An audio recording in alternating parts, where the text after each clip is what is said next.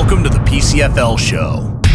On this week's episode, we've got highlights from our Week 7 games, previews of Week 8, and an Angry Mike's mailbox segment.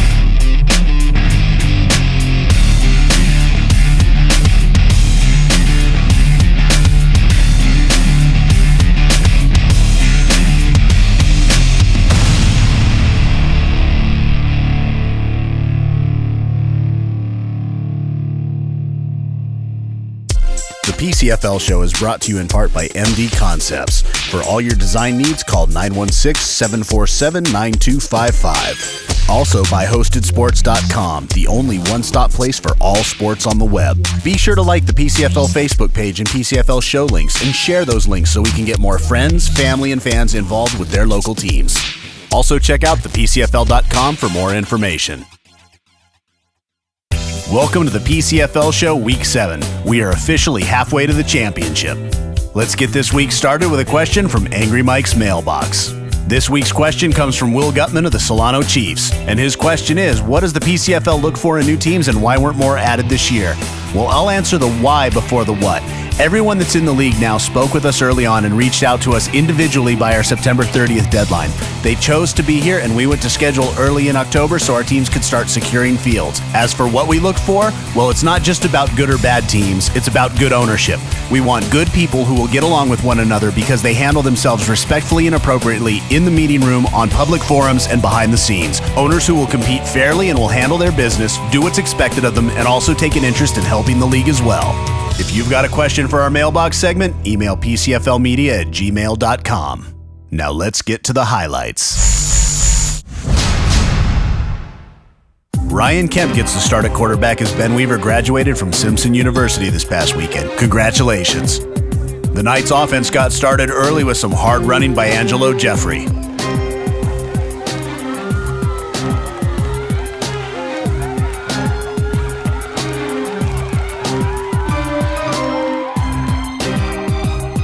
Then quarterback John Russell gives some direction and hits Tony Duplessis for the touchdown. And the extra point is blocked.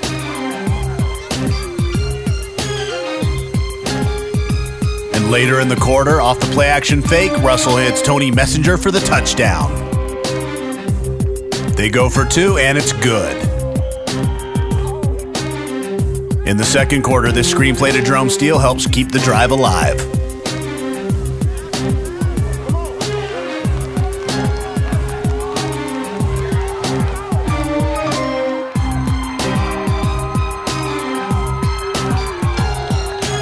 The Knights defense kept the pressure up in the second half as Franchon Lenzi gets the sack. The Knights were still able to move the ball a little bit, and this pass sets up Johnny Garcia's 26-yard field goal. And with the heat pressed back, the scoring's capped off with this safety. And your final score, NorCal Knights 19, Reading Heat 0.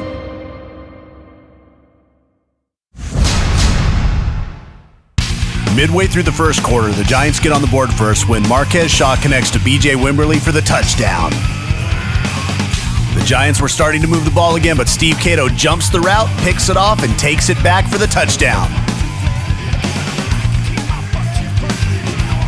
The point after was good, and the Chiefs were up by 1. The Giants were on the move, but a bad snap causes a fumble, and the Chiefs recover. And J.P. Jadouin is good for the field goal.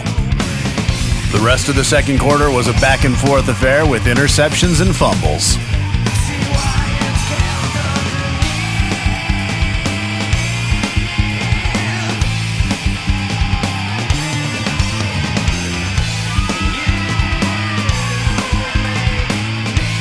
Denmark Gibbs comes up with this sack. And on the next play, Tyone Little is picked off by Mapasone Galuega, who takes it to the house for the touchdown.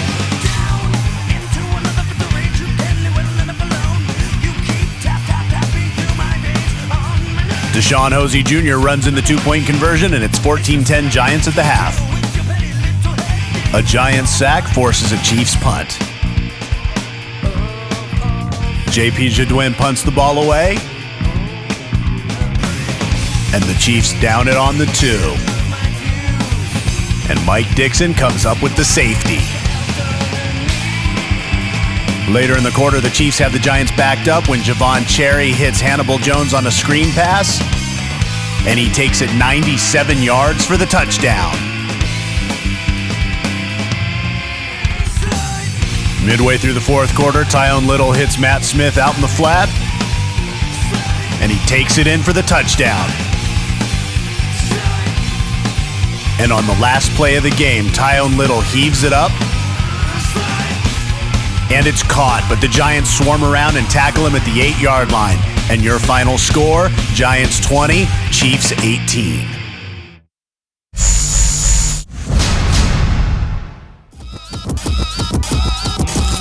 This run by Nick Breland put the Barnstormers in position for their first score of the day, a touchdown by Derek Morrison. And Danny Betancourt's point after is good. The Stallions answer by moving the ball in Barnstormer territory, but Benro Williams comes up with the interception. With their backs against the wall, Will Kilday hits Aaron Wallace, who makes a couple of great moves and takes it 95 yards for the touchdown. The point after is good, and it's 14-0 to end the first. The Stallions got into the red zone, but the Barnstormer defense turned them away on 4th down. The Barnstormers moved the ball down the field, both on the ground and through the air, which set up Derek Morrison's second touchdown of the day. Another Betancourt PAT makes it 21-0 at the half. Later in the third, Kilday hits Will Lawrence, who makes a great bobbling catch, and that sets up Dante Mills for the touchdown. Another perfect PAT. And in the fourth quarter, play action to Elray Henry sets up this diving catch by Nick Breland, who gets up untouched and into the end zone for the touchdown. Betancourt was perfect for PATs on the day. Determined to get back into this game, the Stallions start moving the ball again. Jeffrey Williams hits Alay Dupree on this screen, but another turnover derails the drive.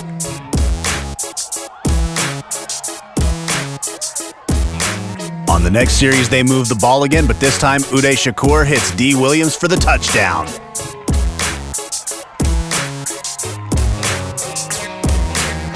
They go for 2, but the ball just hits the ground. No good. On the next series, a great pump fake by Shakur causes everybody to bite, except for Chad Kakabine, who pulls in the interception.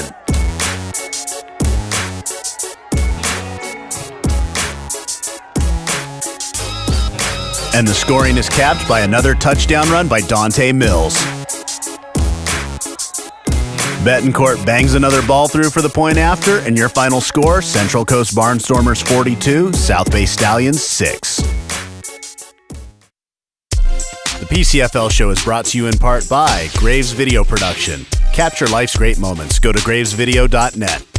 Also in part by Sweet 51 Video Productions, official videographer for the West Valley Wolves.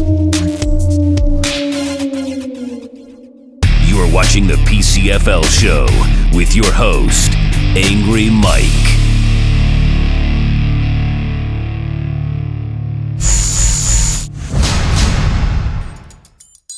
The War Angels and Hurricanes started this game off by exchanging turnovers. Here, Chris Blanson picks off Ronnie Small's pass, and the Hurricanes return the favor. Once things settled in, the Hurricanes started moving the ball. And this catch and run sets up the first points of the day as Ronnie Small hits Brenton McCreary, who takes it in for the touchdown. Nearing the end of the half, a bobbled snap results in a fumble and a recovery for the War Angels. Sean Harris comes up with the ball, returns it to the 20, and that sets up this Vernon Pope Banks to Mike Harris touchdown. Len Mihailoff puts the point after through, and it's 7-6 at the half. Middle of the third, and Vernon Pope Banks hits Earl Williams, who has this one-handed grab for the touchdown.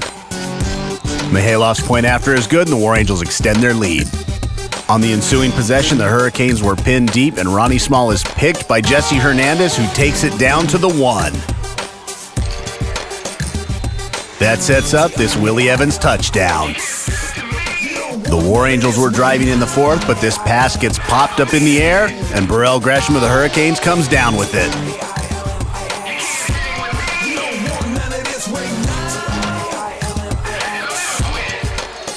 That sets up this pass from Ronnie Small to Dwayne Smart, who makes a cut, takes it outside, and goes in for the touchdown.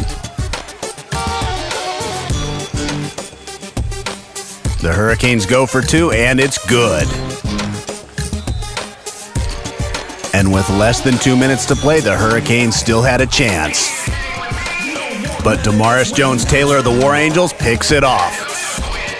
And your final score, Richmond War Angels 20, Stockton Hurricanes 14.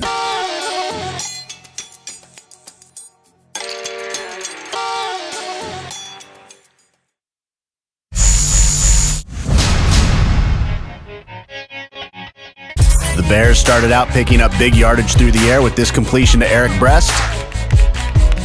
And on the next play, Logan Hollis Jr. scrambles and hits Davian Tate for the touchdown. A bad snap on the point after, but Pat Power still puts it through. The Wolves were able to move the ball a little bit, but the Bears defense clamped down. The Bears stick with the pass, and here Logan Hollis Jr. hits Keith Schenkel, who makes a move, but Michael Hogan sticks with it and makes the tackle. And that sets up this screen play to Tobias Sanders, who breaks a few tackles and takes it all the way for the touchdown.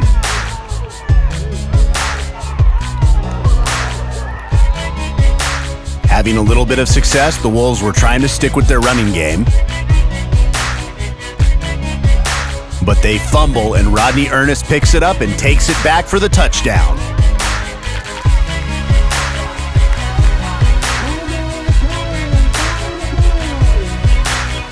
Running back Antoine Williams was able to pick up 15 yards on this play. And that set up this pass from Jason Winter to CJ Smith.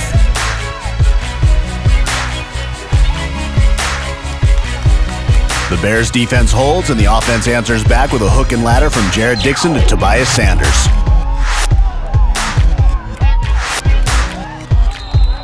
Later in the quarter, the Bears start moving the ball again as Logan Hollis Jr. hits Davian Tate for the completion.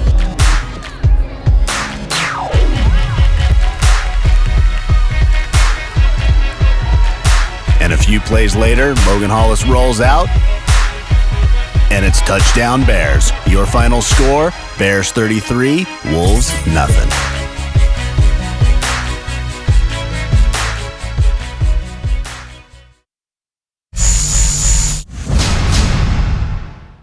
The Fury offense got a spark this week with Larry Gasaway at running back and Brian Williams at quarterback.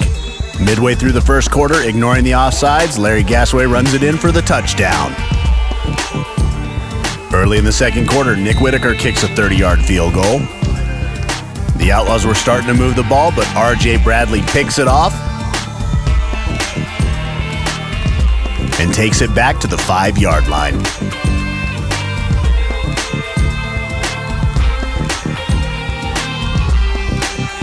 That sets up Kimby Drayton for the touchdown. The Outlaws kicked off, and on their first play they fumbled, which sets up this field goal by Nick Whitaker to end the half. In the third quarter, Larry Gasaway scores his second touchdown of the day. And another Nick Whitaker field goal adds to the total. And later on in the quarter, Brian Williams drops back and hits Steve Dickinson for the touchdown. The Outlaws tried changing things up a little bit, putting Terrell Woodall at quarterback. But the Fury defense wouldn't let him get much. And your final score, Capital City Fury 36, East Bay Outlaws nothing. Let's take a look at our performers of the week.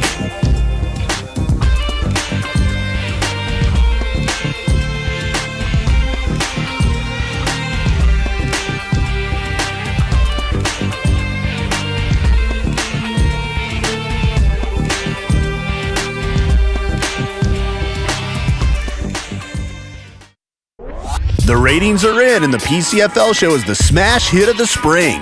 Esteemed internet TV critic Brian Smith says it's the best show in all of semi-pro. According to Big Sexy Brandon Oldham, the PCFL Show is like the show you can't wait all week to watch. The PCFL Show. There's nothing else like it. You're watching the PCFL Show.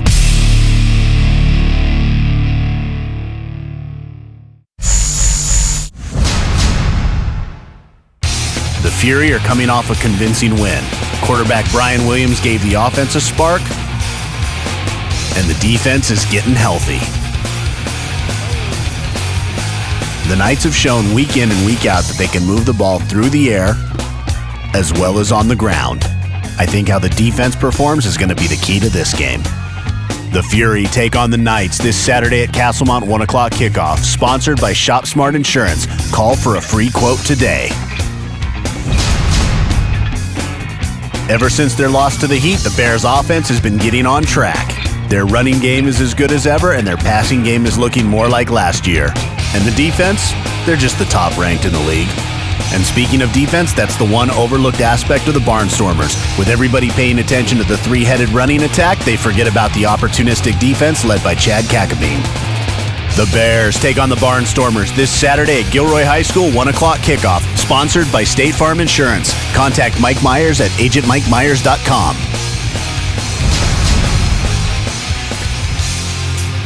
The Giants are coming off a win and are hoping to ride that momentum into this week.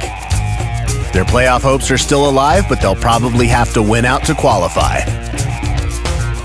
Same goes for the War Angels. They too are coming off a win, and a win this week would put them at 500 and in the driver's seat for that 6th playoff spot. The Giants take on the War Angels this Saturday, 7 o'clock kickoff at Pinole Valley High School. Coming off another close loss, the Hurricanes travel to Reading this week. They've shown flashes of brilliance on both sides of the ball, but just have not been able to do it consistently. The same can be said for the Reading Heat, who should get a bit of a boost with the return of quarterback Ben Weaver. The Hurricanes take on the Heat this Saturday at Shasta College. Kickoffs at 6:30. Sponsored by NorCal Granite. Timeless stone for generations. The Outlaws and the Stallions are both coming off losses last week and both want the win here to not lose any position in the playoff race. The top 2 running backs in this game are the top 2 running backs in the league yardage-wise. Can the defenses stop them or just hope to contain them? The Outlaws take on the Stallions this Saturday, 5:30, San Jose at Piedmont Hills High School. The Wolves are coming off a loss and hoping to bounce back strong against the Chiefs to stay in the playoff race. They're a solid, well-disciplined, well-coached team, but they need to show more consistency if they hope to take that further into the playoffs. The Chiefs are coming off a close loss where the defense, running game, and special teams all showed improvement. If they can keep that going, this ought to be an entertaining game. The Wolves take on the Chiefs this Saturday, 1 o'clock at Solano College, sponsored by La Cabana Restaurant. Located at 325 Main Street in Suisun, La Cabana is the best in home-style Mexican cooking. Tell them the Chiefs sent you. Well, that's it for this week's episode. Thanks for watching, and once again, share the show links on Facebook. The more we can get the word out there with people in our community, the more people we get to our games. Also, check out the PCFL.com for more info. I'm your host, Angry Mike, and I'll see you next week.